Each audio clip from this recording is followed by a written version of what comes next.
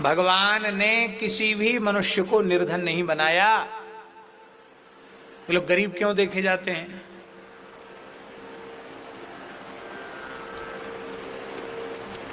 शास्त्रों में लिखा है दारिद्र्यम आत्मदोषेण, आत्मदोष से मनुष्य दरिद्र होता है। दारिद्र्यम आत्मदोषेण पितृदोषेण मूर्खता, पिता के दोष से मूर्ख होता है, अपने दोष से दरिद्र होता है। और दुशीलम मातृदोषेण, माता की कमी से दुराचारी होता है। माता या परम पतिव्रता होगी तो पुत्र कभी दुराचारी नहीं होगा।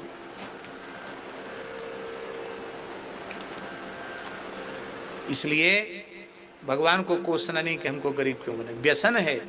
ऐसे ऐसे लोग हमारी जानकारी में हैं। देखो, अन्न तो फ्री मिल रहा है, फ्री राशन मिल रहा है, मकान भी प्रधानमंत्री आवास योजना में बढ़िया नए मकान बन गए, फ्री घर मिल गया, फ्री अन्न मिल गया, औषधियां भी बहुत कम दाम पर, माने एक प्रकार से नगण्य दाम पर मिल रही है। और घर में 8-10 सदस्य हैं तो सबके सब कमा रहे हैं, खेती पाती नौकरी मजदूरी मेहनत सब कर रहे हैं। और सबका मासिक जो धन है वो जोड़ लिया जाए तो अन्न तो फ्री मिल रहा है, मकान फ्री हो गया, और सब लोग परिश्रम पूर्वक कमा रहे हैं, तो कितने जल्दी घर की गरीबी दूर होनी चाहिए बोलो।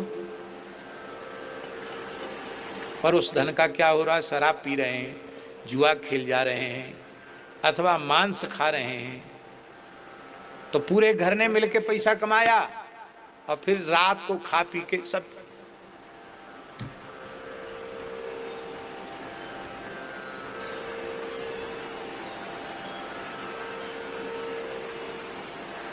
उसी धन का उत्तम उपयोग करना सीख लें, उनकी गरीबी दूर हो जाएगी। इसलिए व्यसनी धन शुभ गति व्यभिचारी, दुराचारी व्यक्ति व्यभिचारी मनुष्य को कभी उत्तम गति नहीं मिल सकती।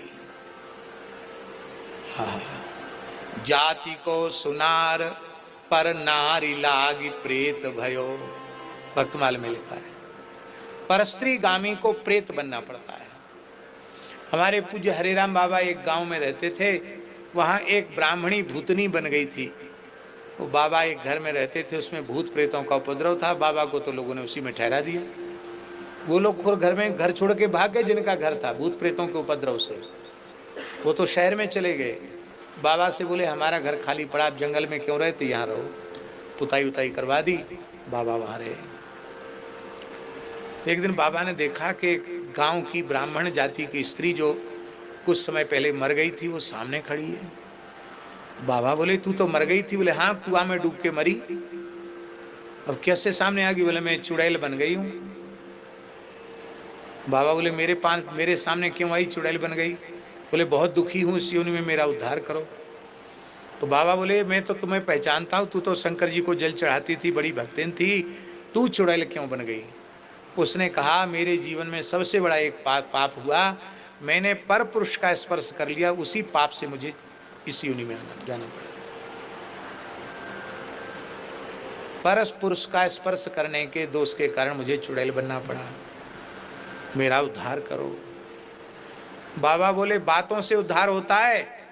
मैं यहाँ सूखी रोटी भगवान को भोग लगा रहा हूँ, घी तो हमारा खत्म हो गया, घी ला, घी से उद्धार होगा, ढी ले आ ढी। वो चुड़ैल बोली सच्ची घटना है। चुड़ैल बोली अभी लाती हूँ घी। तो गांव के एक मुखिया थे, खूब गाय भैंस उनके घर में थी, बड़े जमींदार आदमी थे। उनकी बहू पर चुड़ैल जाके चढ़ गई। अब बहू खेल गई, महाराज चुड़ैल आई तो बहू खेल गई। झाड़ फूक वाले ओझा बुलाए गए तो उस चुड़ैल ने कहा कि मैं नहीं छोड़ूंगी, मैं ले जाऊंगी, संग ही ले जाऊंगी इसको। नहीं नहीं महाराज छोड़ दो छोड़ दो छोड़ दो। बोले एक ही उपाय है, तेरे घर में देसी गैया का जितना घी हो सब बाबा के पास भेजा तो छोड़ दूंगी।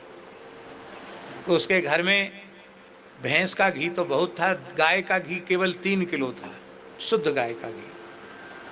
वो तुरंत 3 किलो घी पहुंचाया उसने, पहुंचाती चुड़ैल उतर गई। तब गांव के लोगों ने पंचायत के बोले भाई बाबा के यहाँ सीधा भेज दो, घी जरूर भेजा करो। क्यों?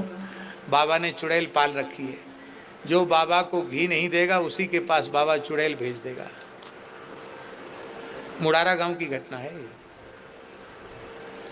फिर हमारे महाराज जी आए, भक्तमाली जी महाराज, हम भी थे साथ में। तो बाबा बोले भाई इसमें 10-15 भूत प्रेत हैं इस घर में, इनका उद्धार करना पड़ेगा, इनका, ये बेचारे हमारी सेवा करते हैं, इनका उद्धार करना पड़ेगा। महाराज जी बोले कैसे होगा बाबा, आप ही बताओ। बोले ये शिव जी के भगत हैं, शिव पुराण सुनने से इनका उद्धार होगा। तो पूज्य गुरुदेव भक्तमाली जी ने शिव पुराण की कथा कही और उन सब भूतों का उद्धार हुआ। ये घटना मेरे सामने घटी हुई घटना है। तो ये प्रत्यक्ष प्रमाण देखने को मिला कि इसलिए मनुष्य को, चाहे स्त्री हो या पुरुष, उसको अपने चरित्र को पवित्र बनाकर रखना चाहिए। देखो, यदि कोई विरक्त साधु है, गृह त्यागी साधु है, तो यदि अपने साधु जीवन को सफल बनाना चाहता है तो धन मात्र और स्त्री मात्र के आकर्षण को विष के समान त्याग दे।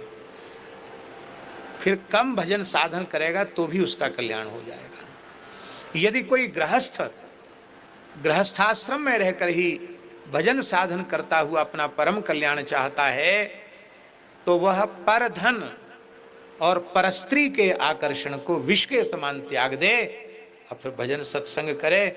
उसको घर द्वार छोड़ के कहीं जाने की जरूरत नहीं है, उसका घर में ही कल्याण हो जाएगा। गेयस नित्य सन्यासी यो न द्वेष्ट न कांक्षति, न किसी से कुछ चाहता है न किसी से द्वेष है, वो तो नित्य सन्यासी है। जीवन को